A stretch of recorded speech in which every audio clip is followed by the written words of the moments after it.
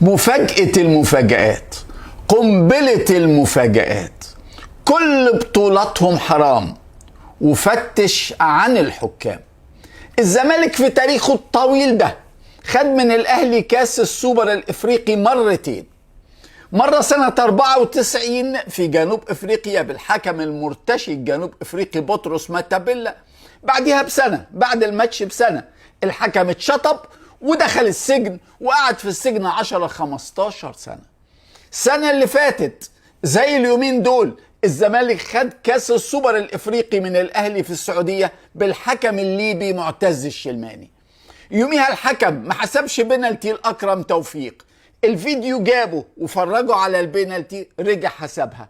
بعد ما حسبها لعيبة الزمالك شتمته وضربته ومرمطته ومن غير ولا حادثة طرد. ومش كده وبس، بعديها لبس فانيلا بيضة وفضل يزق في الزمالك وما يحسبش للأهلي ولا حاجة لغاية ما الزمالك اتعادل وخد كاس السوبر بالظلم بضربات الترجيح.